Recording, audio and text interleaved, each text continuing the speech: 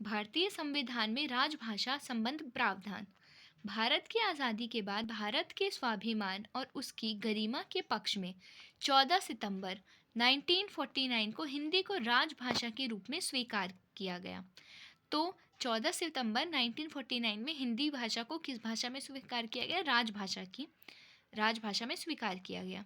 कार्यालय हिंदी सरकारी कार्यालयों में और उनसे संबंधित प्रतिष्ठानों में प्रयोग की जाने वाली हिंदी है, जिसे भारतीय संविधान में राजभाषा के रूप में जाना जाता है। राजकाज की भाषा होने के कारण ही इसे राजभाषा से संबोधित किया जाता है।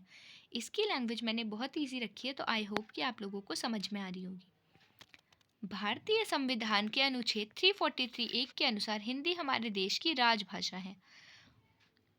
इस अनुच्छेद में यह व्यवस्था है कि संघ की भाषा हिंदी और लिपि देवनागरी होगी।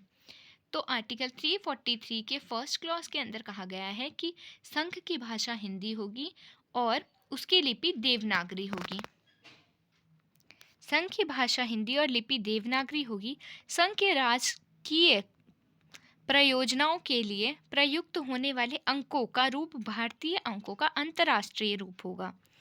तो जो हम अंकों का उपयोग करते हैं, वो जो हिंदी के देवनागरी के अंक होते हैं, वो जो है वो भारतीय अंकों का अंतर्राष्ट्रीय रूप होगा, यानी कि इंटरनेशनल रूप होगा।